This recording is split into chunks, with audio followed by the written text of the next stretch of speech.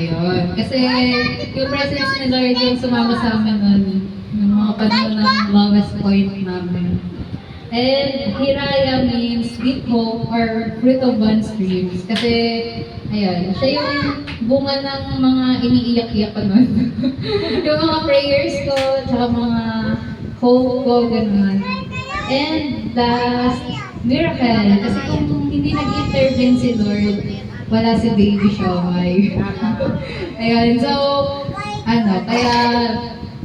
she is clothed with grace, wrapped in prayers, and born out of faith. Ang palayaw niya. Siomay. Siomay. Yung S, she, my. Siomay. Yun. Kaya siya si Siomay. Naipilit. Oo, napilit. She, me. Ayan, Siomay. Siya ka, Siomay. Ayan, so bukod po doon, meron din kaming i-reveal pa na isa. May kakapal si Siomay.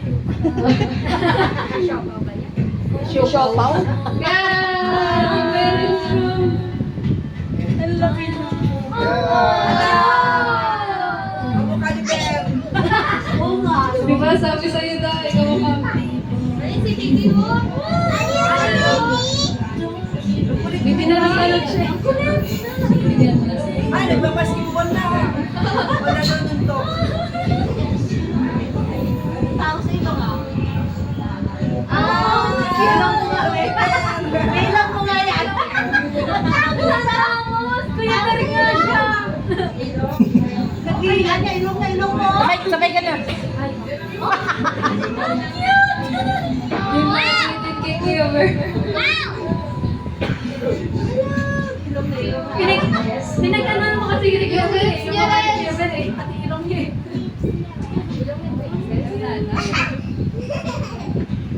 Na parang siyang baby. Tama na yan siya. 3D yan, ano? Siya, stop 40. Ah, 4D. Ito po 5. Yung skin.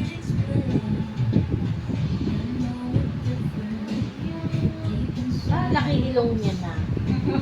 Parang kaya chin. Tamos eh. Ayaw matapos. Cute. Puro picture lang. Siomay. Tapos ang kapagilid. Ilong bilog yun. Ba't siyang nose? Eh, nagalit siya kasi inalog yung Si Mango to. Ay, si Gigi! Pagkalit!